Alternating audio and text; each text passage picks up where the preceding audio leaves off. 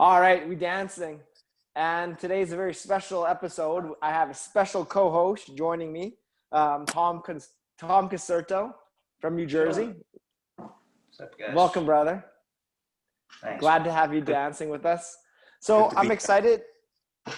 I'm excited to have you, Tom, and our audience meet today's guest. He's a great friend that I met in Austin, Texas, and let me introduce you to him. He's a certified strength and conditioning specialist, functional range conditioning mobility specialist who coaches for the Durable Athlete team with two of our former guests, Natalie Higby and Christian Placencia. He also coaches at the Onnit Gym. He's passionate about weightlifting, athletic development, strength and conditioning, and cars. This guy loves his cars. In fact, he's begun recently working in the racing industry as a quarter marshal. Ladies and gentlemen, welcome to the winner circle, Josh Orenstein. Hey guys, thanks for having me on. Right on. We're excited to get started with this interview. Tom and I connected in a course about going for your win. And the most important question we need to ask ourselves in that process is, what is your mission? So we ask that to all our guests. To kick it off is, Josh, what is your mission? That's a great question. So my mission is, when it comes to training, I see a lot of folks that have a lack of intention with movements, with their mindset, with a lot of things when it comes to training. So my mission is to teach people how to use their bodies and their minds via intention and with building strength on top of that. Because without intention, you can't get the most out of anything. And then if you're not getting most out of it, then why are you even doing it? Beautiful. Well, that's a great start. Speaking about the course Tom and I did, Go for Your Win, what we learned in the course is going for your win is really about enjoying the process. We live in a world which is very like destination oriented. When I get this degree, when I get this job, when I get this car, when I get this partner, when I get this, when I get this. And we forget about the journey. That's where all the sweetness lays. So what does going for your win mean to you, Josh? And what does going for your win look like for you today? What does that process look like?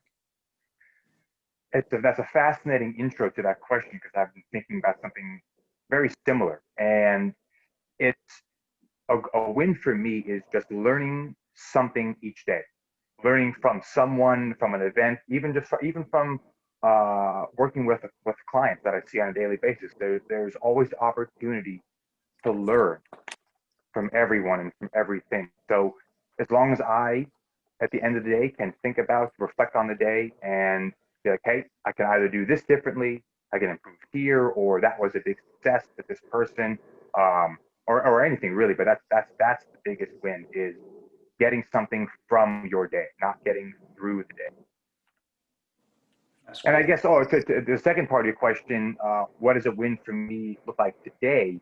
I think with all the noise that is surrounding us right now, with social media and the news and just the overall world and societal climate right now, it's even more important now to remember where you've come from, wherever it is along your journey. Just remember where you've come from and not how far you have to go, because you'd always appreciate and again, learn from those small victories that you've made throughout your way. That's cool, man. Yeah, a sense of gratitude for that is big. Makes everything seem like a big blessing. Sure. That's cool. So you mentioned, Josh, you try to learn something new every day. What is something great that you've recently learned that you'd like to share with Tom, myself, and the audience? Oh man. Okay. So I was listening to a podcast this morning on my way to get client, and it's the Louis Simmons West Side Barbell podcast. And if there's any other strength and conditioning coaches out there or any other athletic skill development trainers out there, I highly recommend checking out that podcast. It is chock full of gold. Um, and one of the things that Louis been talking about is just the use and importance of the hips when it comes to athletic development, and not even that, but it's injury prevention.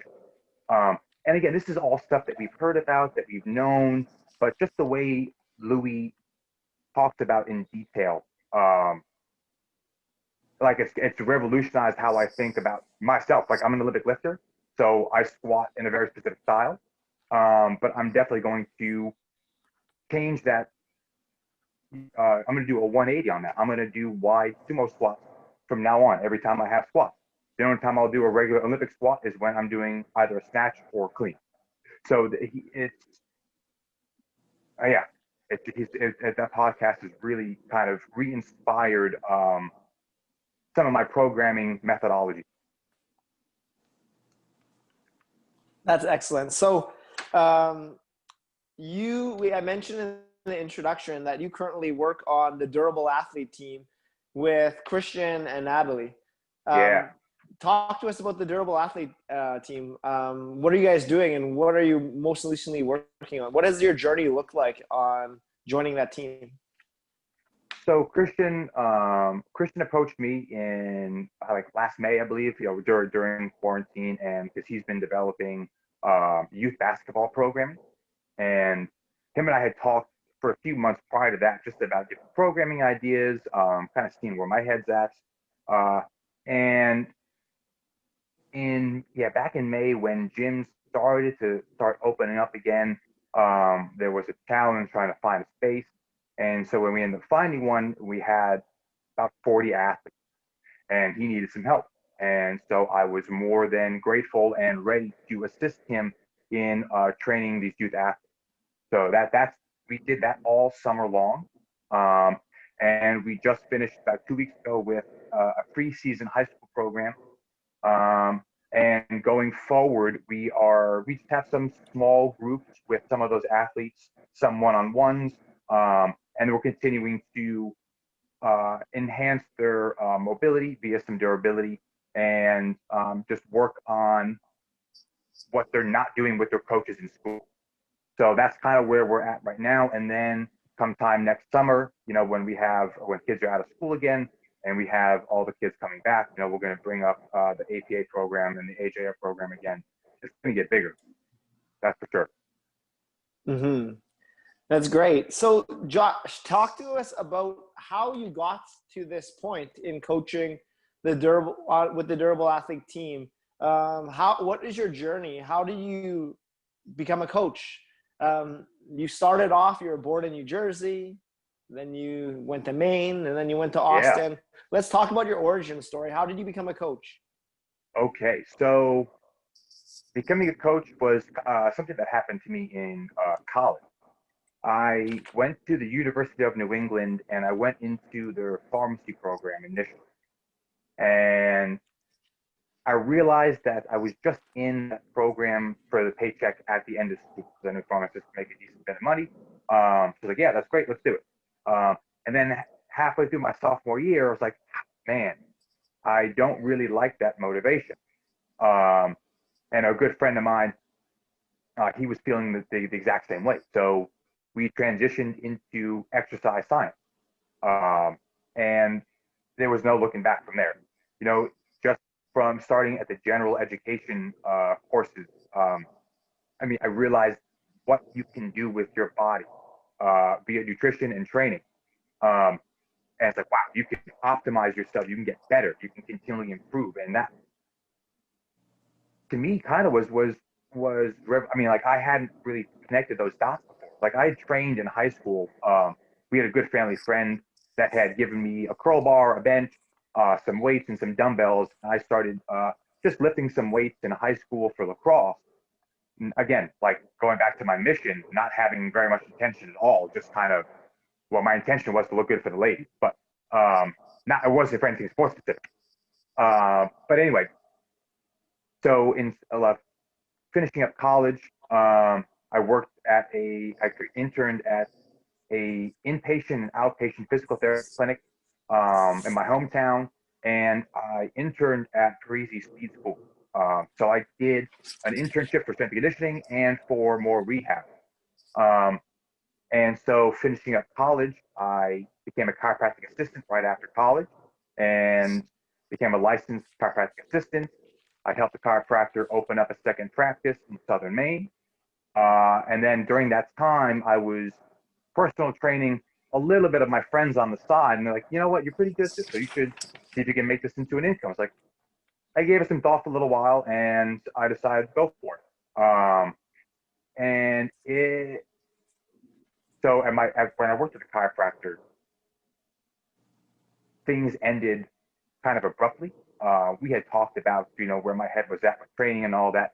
But then he did a little switcheroo on me, and he turned me from full-time into per diem. So that kind of threw me onto my feet real fast. So I built up, some clientele up in Maine. I built out a garage gym for myself. And then I started working then I got into corporate gym setting. I worked at Anytime Fitness when I still lived in Maine. And man, that corporate gym setting is a grind. I mean, like, it's more so a grind than it is just doing things by yourself, because you have, corporate nonsense you have to deal with, which is never fun.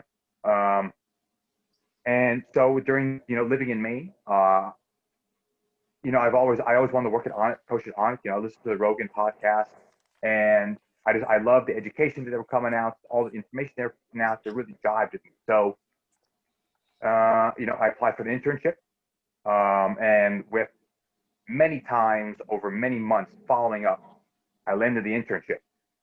No promise of a job, unpaid. I was really excited that I got it.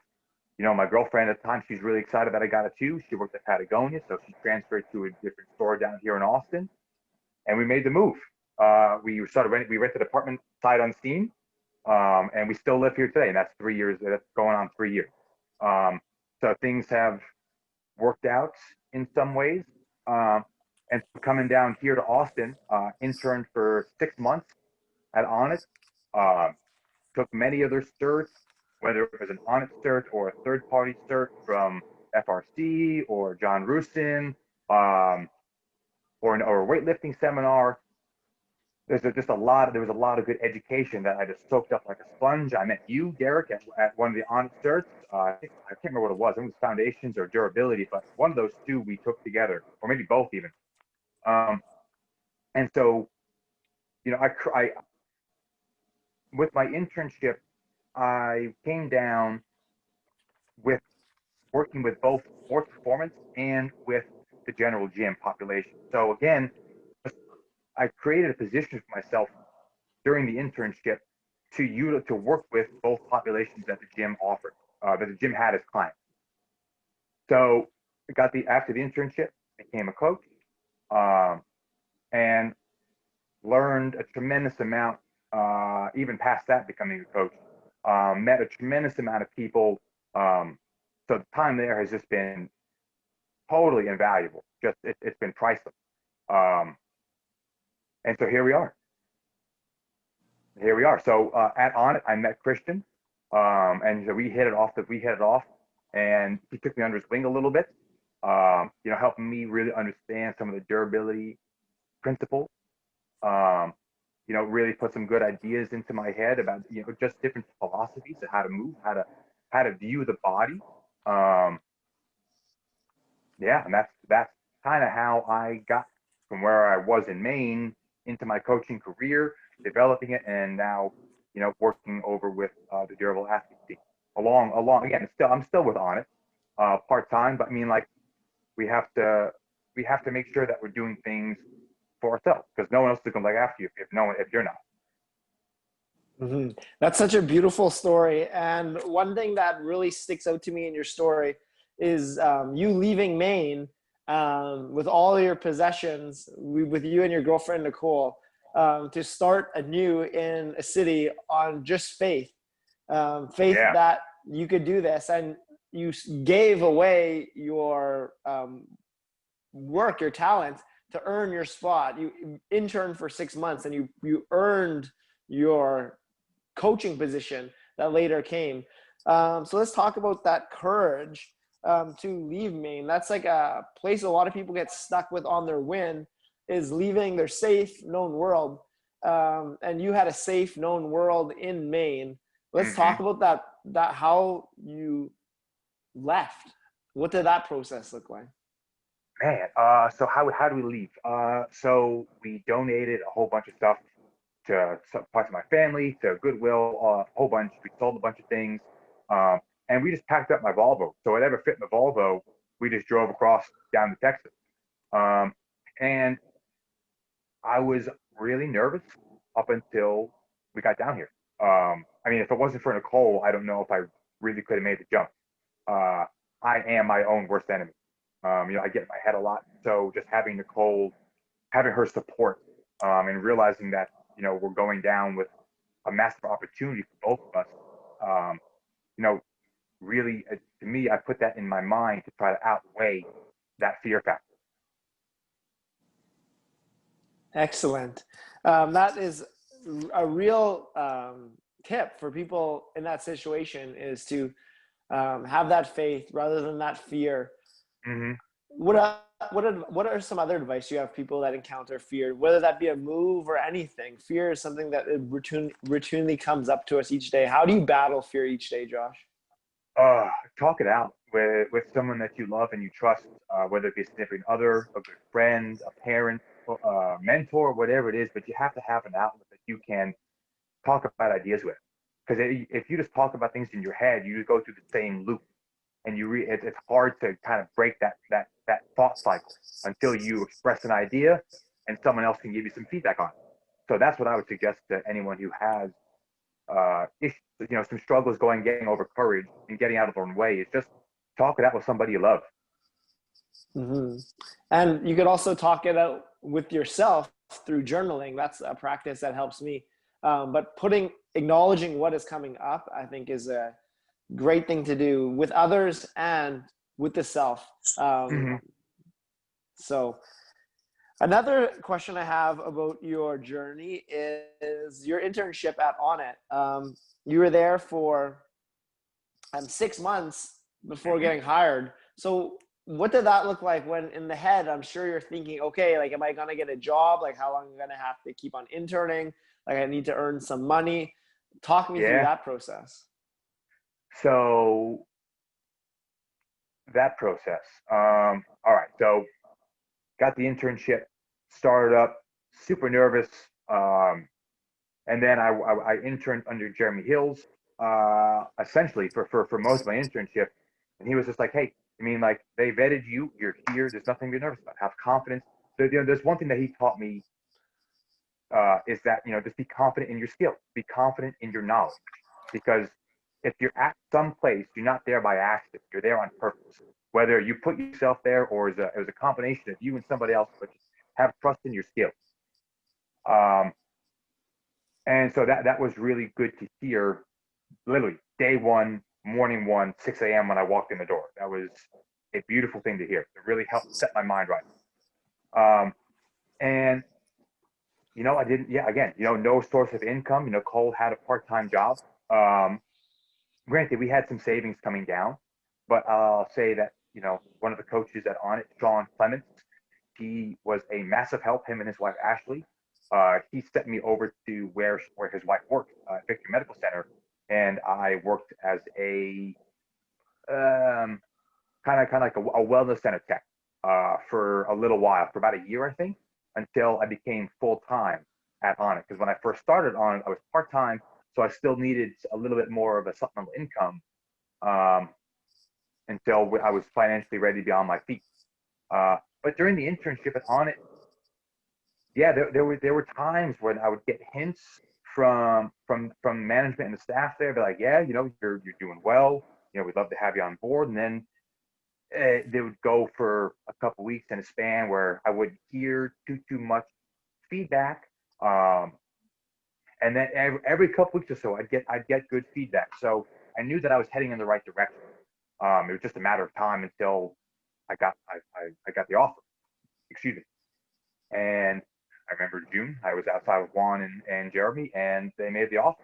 And again, it was a goal of mine to work on it for a long time, and got it.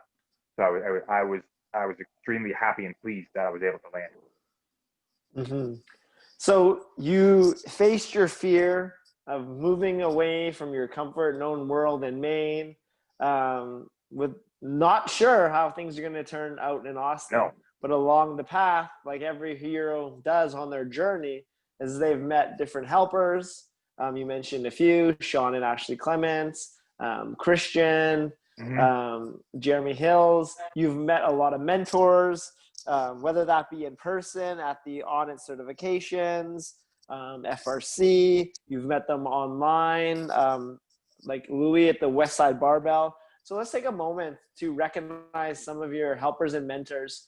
Who have you really learned from that you'd like to take a moment to recognize, and what did you learn from them that really sticks with you to this day? So let's spotlight a few of these mentors or helpers. Christian Placencia is definitely one of them. If it wasn't, I don't know, if it wasn't for him, I definitely wouldn't have half the knowledge that I have right now, just in terms of really how to help the body move in a recovery fashion. Um, so I want to really thank Christian. And I know that he doesn't really know this, but like Dr. Andrew Spina, taking the FRC cert, like the system that he's devised is so simple, so succinct, and extremely useful and valuable for anyone at any age. Just a way to really strength train the joint. Um, those two in particular, our head strength coach, CJ McFarland, over at Onnit, he invested, he has invested his time and some money into helping me grow as a coach. He's given me a number of good books to read, and we've talked about different ways of programming. Um, and we've worked together with a youth football program. So I'd say those three in particular, like local here to Austin, have really been massive help. And then, of course, my parents have helped me tremendously over the last couple of years, just keeping me calm. I mean, just like, again, I have Nicole down here, but it's good to talk with people that are outside of whatever situation you're in to get fresh perspective. Mm-hmm. That's beautiful. So, from learning from these different coaches and mentors, who are coaches themselves, what did you learn to how to best be of service as a helper and a coach? So, what did you learn from them to make you a better coach? What are those tangible skills they taught you? Just to slow things down a little bit and watch people move. Don't have to give someone a million cues right off the bat. Just slow things down, watch them move, so you aren't thinking about how to respond, how to react. You're watching to understand, and with that understanding, you can give more valuable coaching. That's been the biggest thing. Great. So when we pursue our passion and go for a win, when we listen to our heart and attend to that inner calling, we open doors where we otherwise not have that had them open. So you moved to Austin to become a coach, but now you're working in the race car industry, and that's something I know you're very passionate about is cars, and now you're working as a quarter marshal in the race scene in Austin. Let's talk a bit about that. How did that come to be? So I'll start off by saying working is a loose term. I have 1 foot in the door when it comes to working on the track. So I mean, I've been into motorsport and cars my whole life, and last what are we in 2020, 2019? I went to the F1 race, my first live F1 race. I went to the one here at Circuit of the Americas with a good friend of mine down here, and I'd be like, man, I kept seeing these guys in uniforms and suits. I knew they worked around the track. I didn't really know what was going on. And so my friend told me, he's like, hey, I mean, like, they're quarter marshals. All you have to do is volunteer. Just put your name out there, and then you can work for races. And then and to me, like, I love to be by the action. So like when you're a quarter marshal, you're feet from the track. And so you hear, like, of course you hear everything when you're in the stands, but just like there's such a visceral sensation when you're down by the track like that. And I love it. I love it. So I found that there's a few different boards, website boards that you can go to put your name into the hat to apply to volunteer for races. So I'm constantly searching. There's one that I go to frequently, motorsportreds.com, and I just search to see what local events are going on. There hasn't been anything because of COVID, except this. There was one 2 weeks ago that I worked, and that was really nice to get back out to the track. It's a scene, it's an environment that is, oh, I love it. I love it. It's so awesome. That's beautiful, man. I love cars too. My favorite car is an Aston Martin Vantage. I just got a Porsche Boxster. I got rear-ended. Actually, the whole car got totaled and stuff. It was a '98, an older one, but it just handles so beautifully. Yeah, And then they are. I'm going to a physical therapist and chiropractor right now, which is I've never done in my life, and I feel like it's just helping me, get in touch with my body so much more and stuff. And I just think that's a beautiful thing. I even thought about it when I started going there. Started thinking about, doing something like that, like similar to what you're doing. And yeah, it's cool. But how fast do the cars go in the F1? What's it, like 200? So F1, yeah. So I was, I wasn't working there, but like on the main straight, they're definitely hitting like probably because they have a big uphill to turn one. So they're probably like a buck 80, buck 90, and then they're going down to probably anywhere from 40 to 50 miles an hour in like that. I mean, these cars break like nothing. And then on the back straight, it's flat, so they're probably hitting closer to 200 miles an hour on that. And again, breaking into a hairpin, and again, probably 40 to 60 miles an hour somewhere in that on that back corner there. That's cool, man. And where are you? What cars are you? What's it called? Corner marshaling? Corner marshaling. So that could be for any race, as long as you get accepted to work the race. So obviously with F1 and for more like higher prestige races like 24-hour Le Mans or any kind of WEC event, a World Endurance Championship event, you have to either work with someone who's pretty knowledgeable and skilled, or you have to have a lot of skill and knowledge yourself. So I mean, you could. I've worked races where they're just simple spec Miatas, and then before COVID hit, the last race that we worked was the World Endurance Championship here at Austin, and that was a 6-hour race with the LMP ones, twos, the GTE Pro class, GTE AM class. So you have 4 different classes of cars on the racetrack at once, and they all have very different speed that they can attain and go through the corners and on the main straights. So as a marshal, you have to be aware of who's in different class, who's in what position, so you know who to flag appropriately to let them know someone's coming up on them and they need to get out of the way. Or if it's yellows. Go ahead. Through radio? No. I mean, like we have radios. We have radios for race control to tell us if we need to go full course red, full course yellow. We need a black flag a certain car for a certain mechanical problem. We need to put a flag out for debris. We'll go over that with race control. But just with the race cars, we'll hold the flag out of our booth so they can see, hey, there's someone coming up, or be aware there's something that you can't pass or you should go too fast around with. Oh, that's cool. So you got to be on point for sure the whole time. Yeah, you have to. Yeah, I mean, like there's a bit of downtime when there's no one at your corner. But I mean, even so, like I just love to try to hear and watch, and see what else is going on around the track. That's cool, man. And then the other ones are drifting, like the Miatas and stuff. Was that drifting or just racing around? Oh, that's regular racing too. I don't know if I don't think they do any drifting events at COTA. It would be a decent track to have some on though. Parts of it would be.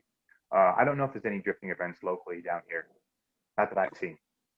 So it's interesting how your start in the racing industry is very similar to your start with Onnit. Is you volunteered, and that's like a big thing that Gary Vaynerchuk is about, is the value of giving free work to really earn your keep.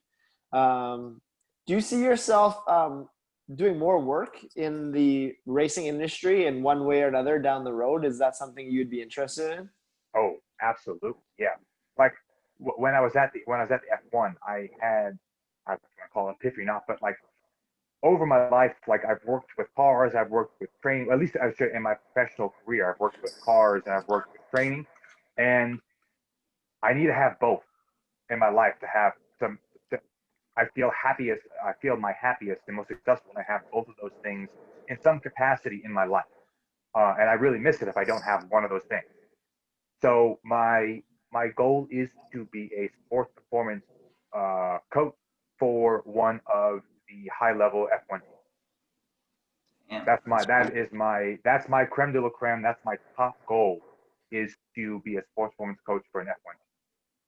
And it's a very attainable goal. Jeremy Hills, he works a lot, and CJ, they work a lot, specialize a lot of work with professional football players, Christian and Natalie, and yourself with professional basketball players. And I could definitely see you working with professional race car drivers. Yeah, I kind of dabbled a little bit with before COVID hit. There was a local racer. I forget how we got linked up. Oh, I remember a friend hooked me up with one of his friends, and so I did a couple workouts with some smaller. There's a Porsche Cup series that I did that I worked with two racers on. We just did a couple sessions, but like at the start. Absolutely, that's a start. So what have you learned, Josh, from working with all these elite level athletes that you work with at Onnit, the Durable Athlete team, and I guess you see the racers in these F1 races? What have you learned from an elite athlete? What differentiates an elite athlete from the general who's never made it there, who's trying to? I would say it's probably consistency. And being consistent with your good habits, not consistent with your bad habits, and staying committed to your decision. To be, whether if you're a pro football player, commit to it. If you want to be one, commit to it. Stay consistent with your training, with everything that goes with it, and then things will happen. But you have to actively keep working towards whatever your goals are. love that. So on your journey, Josh, everyone's journey is about highs and lows. Let's talk about some challenges. What have been some of your biggest challenges on the path, and how do you overcome them? Well, we talked about a few of them. Fear is one of them. And I've been my own worst enemy. Any issue any problem that I've ever had has always been because of my own doing, whether it be mentally or some stupid action that I've done to hurt somebody. And so it's again, like we kind of talked about, a good way to overcome is to find some way to talk things out. So I've had to deal with some insecurities over the last couple of years that have come to light being down here. Not being in my comfort zone has made me realize I have some past things that I need to deal with to make sure I am continually growing as a person and continually growing in my relationship with the goal. So one of the best ways that I found for myself is to start seeing a therapist. When I was younger, I never saw the value in it. I was just like, why not just talk with the people you love? Just talk it out with them. And then I realized, no, there's a lot of value to talking with someone who is trained in how to deal with the mind and emotions and insecurities. But two, there's also a lot of value in talking with someone who's just not connected with you emotionally, who's not in your day to day, who can give you truly fresh perspective. So I know that was kind of I don't know if I talked in circles there or not, but that's great. I love that. And it's excellent to have like a male, strong Olympic weightlifter, like a man's man. I don't know about that, but say that therapy is good and it's so important, and I believe so as well. As a Bachelor of Social Work student and graduate, I realize the importance of therapy, and it's not a weakness to ask for help; it's a strength. So it's great that you're there advocating for going to talk to someone. It's just like you were saying earlier, it's good to let things out on the table and get them off of your chest, out of your mind, And sometimes just the process of having someone listening to you solves itself. What are some other self-care tools that are regular in your day-to-day that you'd like to recommend? I do a lot of soft tissue, mainly soft tissue work, like self-massage, compression, are two big ones. So I can plug some brands if you want. There's a rumble roller, makes really good rollers. They're firm, they're knobby, they can really dig into certain places. And then I've started working with their little beasties, and those are little small, like spiky balls. They're about the size of baseballs, and those are really good to get into the hips, get into the pecs, the back, the feet. For compression, I have a pair of Normatec compression leg boots, and I'm going to expand that to the hip. I'm going to get a hip set, and I'm going to get an arm set as well. And then for shorter term compression, Elite FDS makes a number of good compression wraps, and I got one of their I got their strongest, toughest compression wrap. And those are the biggest things that I utilize along with stretching out. Yeah. So talk to us about that. What does it look like when you use those strategies, like the rumble roller, versus not? How do you feel the difference? Like, how does, like, so for someone that doesn't do decompression work, like what will you notice if you do it? And what does doing decompression work, working on your tissues, what does that look like? How much of a time commitment is necessary? Not very much. Again, just have to be consistent with it. A little bit every day goes a long way. So I mean, probably at the end of the day, I get 30 minutes in. Roughly, the give or take. Whether it be stretching, I'll take usually one modality. Like with the compression boots, I'll set it for an hour, and then I'll just lay back on the couch and chill for an hour, and just let them squeeze and massage my leg. It's awesome. If I have the compression wrap, I'm usually doing it around like a muscle belly that's sore, has the knots, or a joint that's a little achy, and then I'll wrap that really tight, and then hold that for 3 to 5 minutes on a certain area. If it's a larger area like my knee or my quad or my calf, I'll go about 5 minutes or so. And I mean, there's plenty of protocols online that people can check out to see. And then for the roller and for the rumble roller or any kind of like soft tissue self-massage work, just getting in good leverage positions to really kind of work into areas, and then just making sure you breathe. That's the most important thing. If you don't breathe, you're not going to get any benefit out of it. Your breath with good controlled exhales. That's where you get yourself to relax and expand around whatever tool you're using. Mm-hmm. So for someone new at rollers, rumble rollers, what do you see people doing right with them, or what do you see people doing wrong with them, and how do you change that to a right habit? How do you use a roller properly? I mean, the only two things I have seen that are a little weird with rollers that probably don't need to be done is rolling out your IT band. You're not going to change anything rolling out your IT band.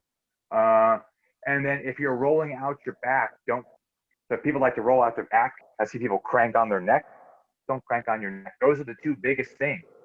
Other than that, I mean, it all comes down to the individual and if they have global issues or are they more local issues around a joint or a specific knot in the air or knot in the body somewhere. Mm-hmm. So why not the IT?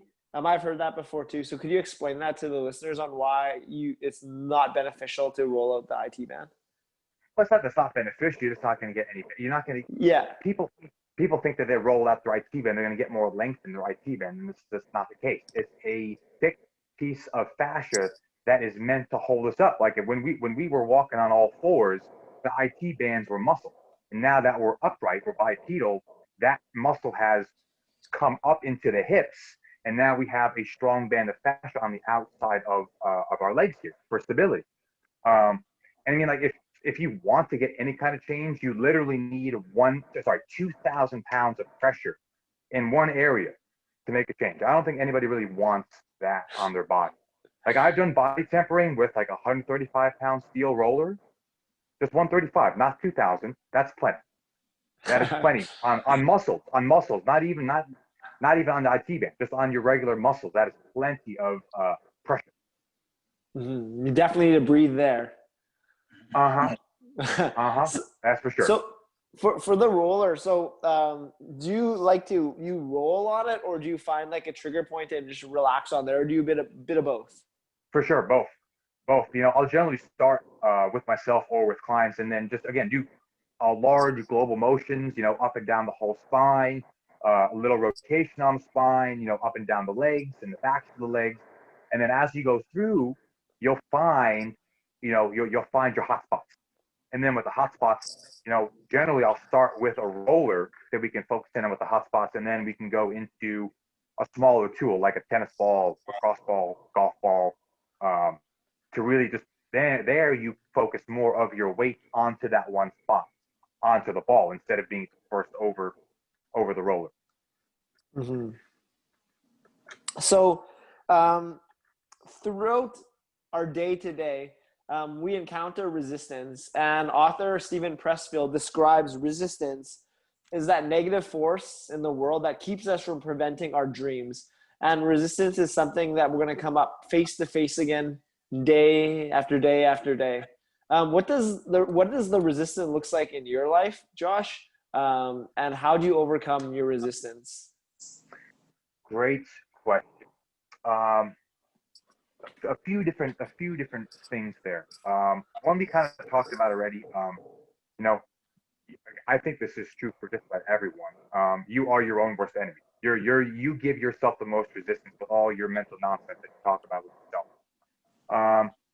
Another thing is, like for me, is I find like with social media, you know, and I fall into the trap of comparing myself to others, whether it be other coaches on a professional level, whether it be other weightlifting athletes that are just way stronger than I am, same body weight, same weight class, but they can lift double what I lift.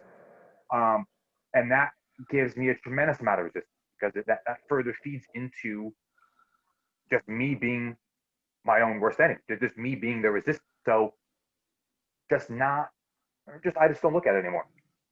You know, I just don't look at it anymore. Or if I do come across it, it's just like I use it as I turn it not into like, man, I wish that was me. In terms of, I turn it into like, okay, let's try to get into that area. You know, what are they doing that I'm not? You know, I try to, again, trying to learn from something instead of, again, taking it into a negative fashion.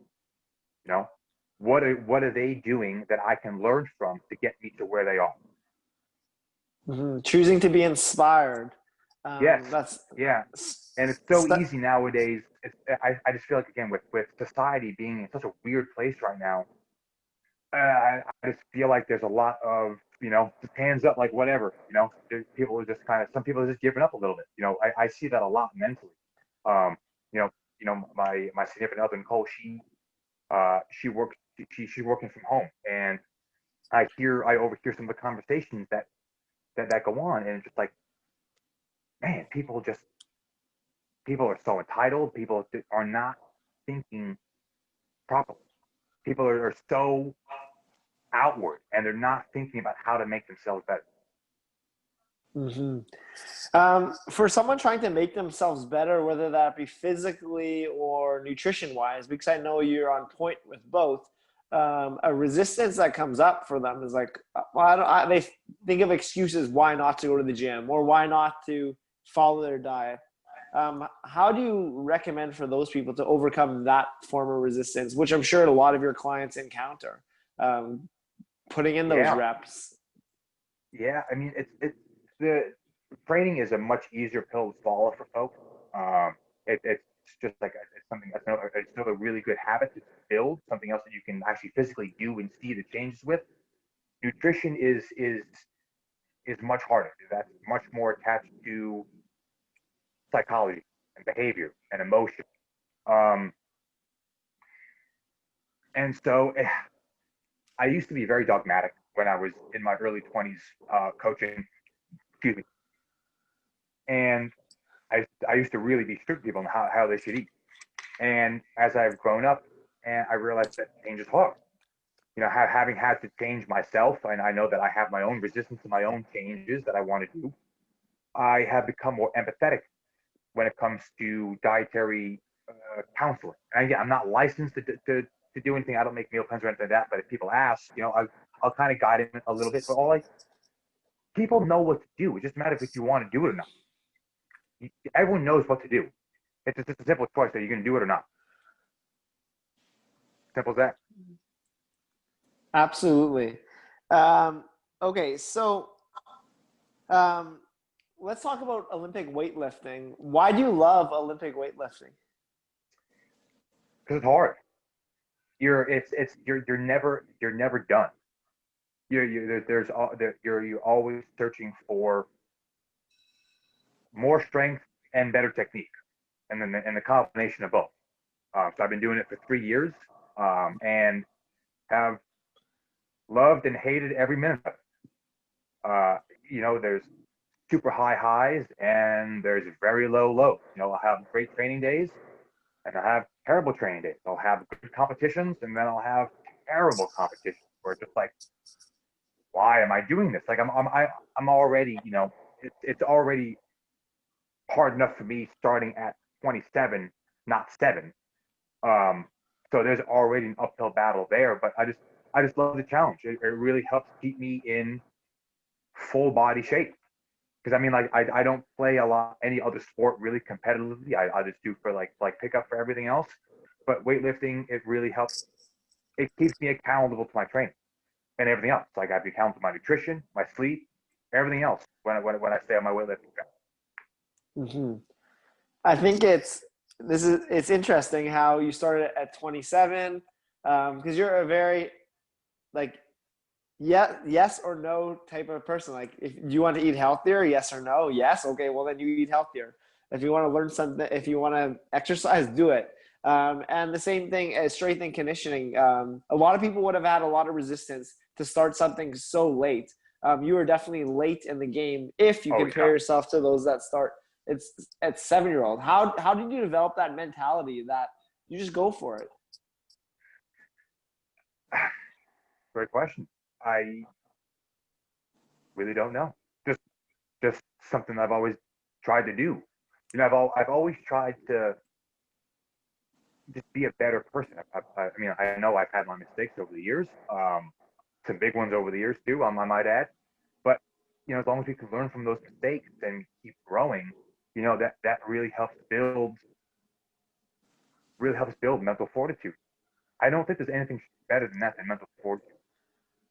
Mm-hmm. So for someone that's listening right now and they're wanting to try this sport or do this move, and they're thinking of all the excuses not to, what kind of light can you give them? I would say go find a local coach that's good, or an online coach that reach out. You have to ask for help. That's the biggest thing. If you don't know how to cross a bridge, ask someone who does. Someone's gonna be on the outside of that bridge, so just be like, hey, how do I get there? And generally they're gonna help you out. You have to be a real dick not to help somebody out. Yeah. And from your story, it starts with a single step. Step forward. Mm-hmm. And having that faith. So Josh, what is working really well for you right now?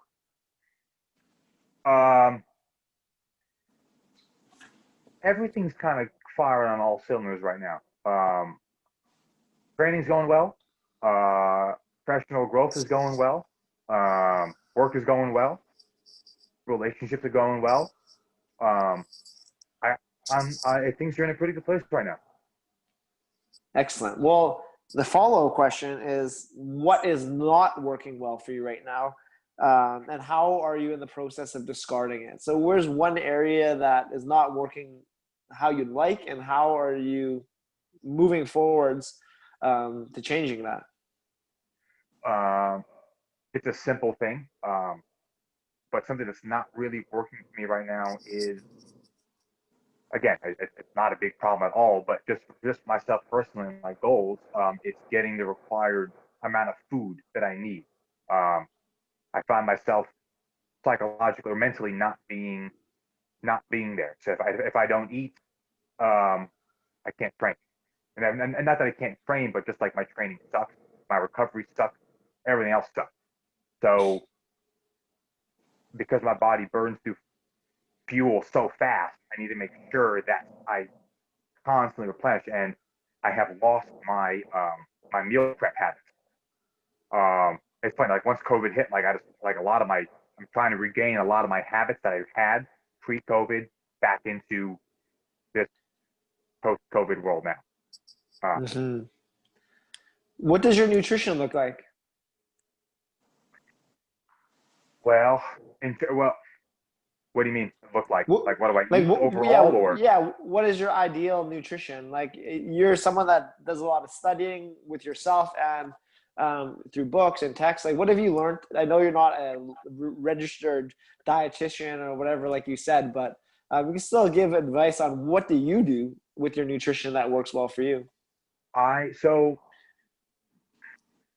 I surround the bulk of my food intake around my training, not immediately around my training. Well, sometimes, yeah. Well, sometimes afterwards for sure.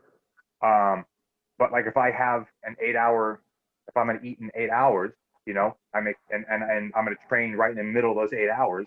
I'm gonna make sure I have plenty of fuel, about 3 hours or so, like a big meal, 3 hours before I train. And then I always have a recovery shake that I start drinking halfway through the workout. So, and that'll have a certain amount of carbs, certain amount of protein, some creatine in there, and yeah, that's it. So I put dextrose for quick absorbing sugar. I put some either essential amino acids or a complete whey protein, and then I'll add in some creatine and some cinnamon. Cinnamon is really important to help with the blood sugar. So even though our cells are more receptive to blood sugar after we work out, it's just a habit I have just to help shuttle all the blood sugar into the muscles and the liver where it needs to go to help replenish the glycogen stores. Mm-hmm, mm-hmm. So everyone is unique. Everyone has different body types. Everyone has different needs for the food intake they need to have. But what is one generalized nutrition advice that you think is applicable to everyone that everyone should take note of if they're not already doing? Drink water first thing in the morning. Simple to do. Simple to do is that. That's a great piece of advice. Yeah. Get one more glass of water in first thing in the morning. So let's hear another lesson. Let's hear a real big lesson here, Josh. So on your whole journey, what has been the greatest life lesson you have learned on your path thus far that you'd like to offer to myself, Tom, and our listeners? It's a good question. I was thinking about this before the podcast, and this encompasses so much, but it's a very important skill that I feel like a lot of us are lacking nowadays, and that's how to communicate. Communication is key to anything. Like if you can't open if you have a hard time using your words, like you can't ask for help, you can't offer help, you can't offer services, and beyond that, I mean, just being able to communicate. I mean, like you set boundaries or not set boundaries, so people can either take advantage of you or not. That's something that I've had a hard time with is setting boundaries my whole life. And up until, let's say, probably this past year, I look forward to telling people no. Like I really love telling people no. And in a weird kind of way, but it's so different for me. Like I've always been a yes man. I've always tried, and I mean, like I'm still a people pleaser. I still try to be everyone's friend. I'm not going to be a dick to anyone just because I can or want to. That doesn't serve anybody. But just being respectful of your time, of your like having true respect of your time, because there's no other precious resource other than that. Because if you just give your time away willy nilly, that's another good lesson right there too. Protect your time. But yeah, man, I say communication is key, and don't be afraid to over communicate thoughts and feelings with either your significant other or your boss, at work or whatever team you work with. Always communicate ideas, double check on things. I mean, that's what I mean. you know, each time you level up professionally, you think at some time, you know, the bullshit has to stop at some point, right? It never does. It never. As long as you're dealing with humans, there's always going to be nonsense to deal with. So as long as you can continue to communicate your thoughts, your feelings, what you want to do, where you want to go, how you can help, whatever it is, you're going to go far. Mm-hmm. And one thing that I learned about communication, and I learned this from Don Miguel Ruiz and his book, The Four Agreements, is a big part about communication is don't make assumptions. Mm, Often we make assumptions because we're not communicating. Well, I think they will get my hint, but did you yeah. communicate it? No. So that's one thing that I try to always keep in my mind is don't make assumptions. And the key to that is communication. Mm-hmm. Absolutely. Yes. So we talked about being conservative and being mindful of your time, and we want to be mindful of yours. So we have a couple last closing questions. But before we get there, we haven't heard much. We haven't heard much from Tom. Tom, what are your thoughts on what you've heard so far? Do you have any other questions that you'd like to ask Josh before we close it with our final two questions? No, I'm just listening to all of it, and yeah, it's just really motivating and just inspiring.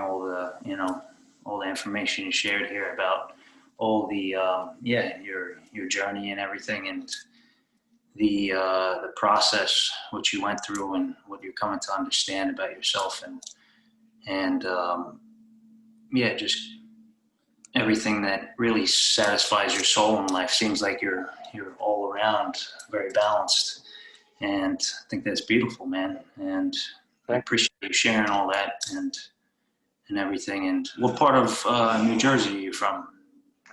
I was born in Morristown. Oh, okay. And I lived in Plainfield for 11 years. And then we moved to Scotch Plains, and we lived there for 3. And we would have stayed in Jersey for I don't even know how long, but we moved to Maine because we knew the area well. We vacationed since I was 1, but more importantly was my mother worked in World Trade Center, and she lost her job. Thankfully, that's all she lost. And living just got too expensive down there to live on just my father's salary alone. So my parents, so that was my 7th grade year. My mom, she tried to look for a job that whole year. She couldn't find one. And then that summer she put up on the market. They put the house on the market. And then all 8th grade, she had a severance package from the company that she worked for because the company went under. They couldn't sustain itself anymore. And then we moved to Maine in the 8th grade year. So between the summer between 8th grade and my freshman year of high school, I moved up to Maine. Cool, man. You miss Jersey? I live near Morris County. I honestly, I don't really know. I did initially. I mean, like I just started. I mean, like after 3 years of developing relationships with my friends down there, and we're hoping to go to high school. It's like, oh, I gotta do this all over again now. And so I kept in contact with them for a little while after I moved. But you know, we moved when I was 14, I think. So from 14 to 28, I lived in Maine, and there was just a lot more, shall I say, like conscious growing up in Maine. So, you know what I mean? So like I did a lot more actual growing up in Maine. Like Jersey's just kind of like a blip, a little bit. I know. So when you moved from Maine to Austin, that was a big jump. What are your tips for somebody moving to a new city on how to get settled, how to make new friends, how to create new community? How did you make that happen when you first got to Austin? You got to put yourself out there. I mean, like, if you're the person that's going to be moving across the country, you probably don't have that issue. You're going to be a little more extroverted, a little more outgoing. It's funny because I always view myself as more introverted than anything else, and then I'm always told that I'm extroverted. So I don't know what that disconnect is, but anyway, I mean, if you're someone who is nervous about this, definitely make the move with someone you love, a spouse, a significant other, someone you're in a relationship with, a good friend, or have that waiting for you at your destination. Having a partner through any kind of life-changing event will make things so much easier. And it's not to say no one can do it by themselves, but like it'll be more of an uphill battle. Yeah, and let's have a question on that. We've talked about your partner a few times now, Nicole. What have you learned in partnership with Nicole? What are some of the things, just like we talked about, what have your mentors taught you? What have you learned from Nicole? Oh, patience. And I still have terrible patience, but she's really helped me with my patience. Patience in understanding, patience in acceptance of who someone is or what something is. Yeah, that's a beautiful gift. I'd say that, and the biggest thing though that she's helped me with is just learning how to love again, learning how to open myself up again. I had a bad experience in a past relationship, and even to this day, that's another part of the reason why I talk to a therapist, is to help make sense of my thoughts and feelings. Back then I thought, just because I was happier, I was over it. Just don't think about it and move on. But like, having been with Nicole for 6.5 years now, there's been some thought processes and some emotional things that still come up to me to this day. So it's, again, coming back to communicating these things, open about it, talking about them, and not being ashamed about them either. That was the biggest thing for me, is just being ashamed of some of my past. There's no need to be. The past, all we have is the now. And in the right now, Josh, what does love mean to you today? It's, first and foremost, it's unconditional to me. It's unconditional. It's unconditional, again, in your understanding and accepting of your partner. I mean, like, I have my own quirks. I'm far from perfect. Nicole has her own quirks. She's far from perfect, but that doesn't matter. We complement each other extremely well. In my opinion, we're a lock and key. I forgot. What is love? Sorry, I lost. That's okay. It's all right. Yeah, it's whoever you're with. I mean, no one's going to be perfect, so you have to accept who they are. As long as they're not hurting anybody, probably okay. So to close, Tom, what is your last question you have for Josh that we ask all our guests? Right. Yeah. If you were going to explain your experience on this earth in 3 words or less, what would it be? Okay. I've been thinking about this. It's this. You're going to have some slang in there, but it's been one hell of a time. One hell of a time. Yeah. That's beautiful. And then a lot more to come. A lot more to come. That is right. And my last question for you, Josh, is I'm a little magician, and I'm going to transport us 3 into the future, and we're going to be at a 85-year-old Josh Orenstein. What does that 85-year-old Josh look like? What is the life you live at 85, and what is the legacy that you have left behind? Okay, 85-year-old Joshua. Man, I have not thought about this. So let's have some fun with this. He's going to have a couple grandkids. He's going to be ripped. Let's see. He's going to own his own sports performance F1 team. Let's see. Golly, what else? He's going to live on the beach. No, not the beach. He's going to live in the mountains. I'm like, he's going to live in the mountains. Man, I don't know. Yeah, I don't know. I really have no idea. That's a great start. And that's one step we talked about today. Well, we just had 3. We just had 3. So I want you to picture this 85-year-old Joshua, grandchildren, ripped, great shape, living in the mountains. And you said a fourth, and you have a sports performance F1 team. So you have 4 steps in that direction, and keep on manifesting that. But I want you to picture this 85-year-old Josh in your head right now with the grandchildren in the mountain with their F1 team, ripped, jacked. Picture this 85-year-old Joshua in your head, and I'm going to bring us back to the now, the right here now, the present. And that 85-year-old Joshua sends you a message. What does he tell you? Stay the course. Always keep working. Always keep walking forward. Always keep walking forward and stay the course. Things will, as long as you're working, things will work itself out. Beautiful. Well, thank you so much, Joshua, for your time. Derek, Tom, thank you very much for having me on. They can find you on Instagram at jorenstein_lifts. You're based out of Austin, Texas, and you, in addition to working at the Onnit Gym and the Durable Athlete brand, you also take one-on-one clients. How else could they find you? What else? Where should I send you, or should I send them to your Instagram? Where can they find you, Josh? Instagram. You can message me there. I think I might have my phone number up on there too. You can send me a text through there if you'd like to. Instagram is my main social media platform. I don't use Facebook for business. I don't use Twitter for business, just Instagram.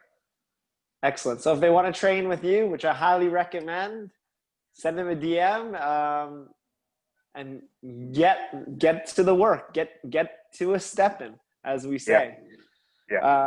So thank you so much. To close all the welcome to the winner circle, we raise our fist and we bring in for a fist bump. Boom. Thank you guys very much. I appreciate it. Thank you. Thanks for sharing, man. It's a pleasure. Yeah, thanks, Tom. Yes. Have a great day, you guys. You too.